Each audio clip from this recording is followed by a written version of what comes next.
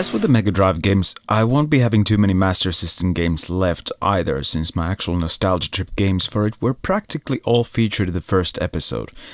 But here are some of the first games I played when emulation came along.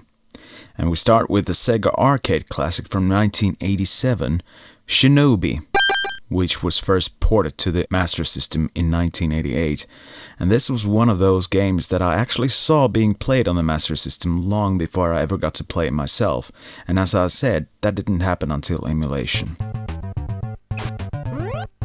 In fact, I remember playing the first sequel, Shadow Dancer, on the Amiga before playing the original game.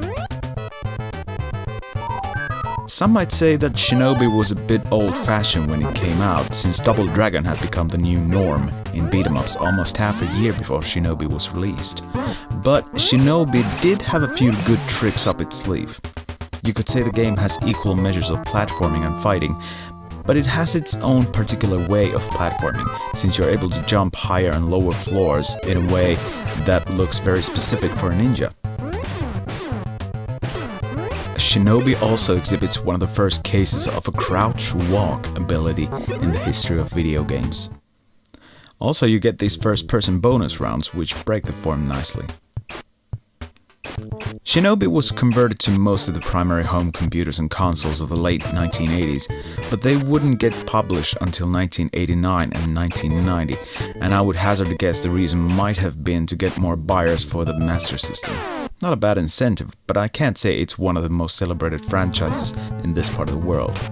Elsewhere though, I understand it was one of the biggest arcade games in North America in 1988, so there's a high probability that Shinobi could well be a nostalgia trip game for many of you out there. The obligatory racing game for today is World Grand Prix, originally released as The Circuit in Japan. It's basically the Sega equivalent to Atari's Pole Position and Nintendo's F1 race. But this one has a nice little trick up its sleeve in the form of a track editor. Aside from the track editor, the game is based around well-known Formula 1 racing tracks from all over the world, but without an official racing license, the tracks have no names and there are no named drivers or teams you race against. The basic idea is just to finish each track 6th or better, or else it's game over.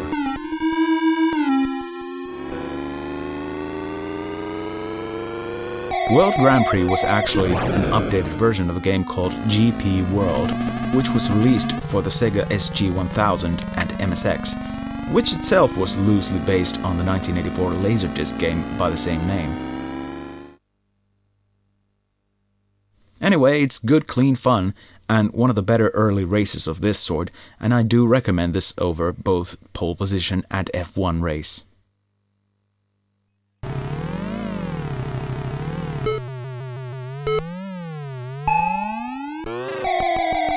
Next we have one of the quintessential Sega platforming games, and I thought long and hard about actually including this on a Commodore 64 episode, because that's where I played this game the most.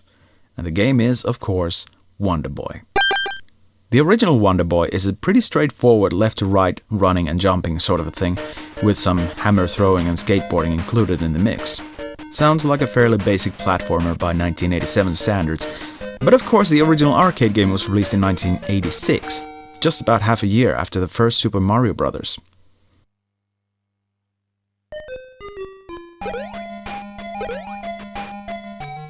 Clearly, this was Sega's first rival to Nintendo's mascot.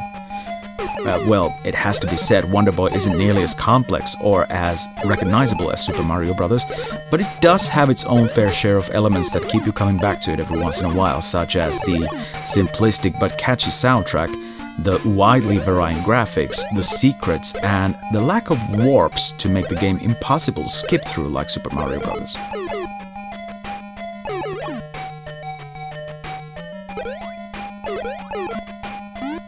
Now, if you're familiar with Nintendo's tendency to protect their copyrights with stupidly harsh accuracy, well, Wonder Boy did find its way to the NES and Game Boy under the name Adventure Island, which was made by Hudson Soft. And its sequels are often considered as the true lineage of the Wonder Boy series, since they more or less keep the original form of the game intact. Wonder Boy's own sequels took a more adventure/role-playing style. Anyway, the original Wonder Boy is still what I come back to the most, whether I play it on the C64 or Master System.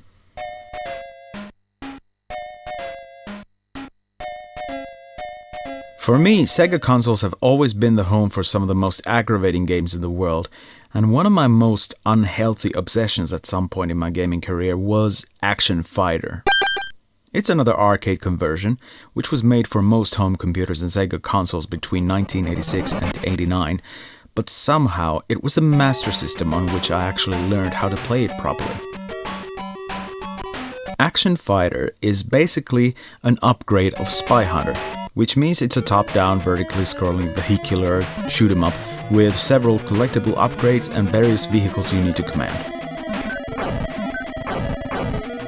You are given certain missions to complete at the beginning of each level, which of course you won't be getting to deal with until the end of each level. Already in the first mission you get to ride a bike, drive a sports car and fly a helicopter, and later missions get you on jet skis and other cars. Having the Spy Hunter form, you also get to drive into trucks for the weapon upgrades, and each level also starts with a time counter before you are left to just 2 lives to spare after the counter reaches 0. Very Spy Hunter-esque.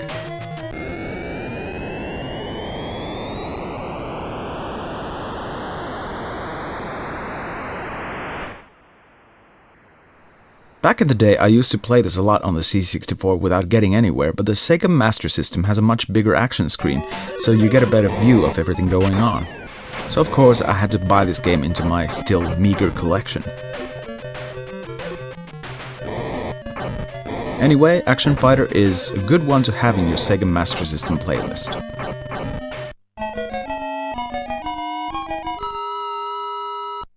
Early on in the first days of emulation, and this was around 1996-97, I was a bit obsessed about finding good sports games for other machines than the ones I was more knowledgeable about. One of the better ones came in the form of Olympic Gold, released for all 3 Sega consoles in 1992 by the much maligned US Gold.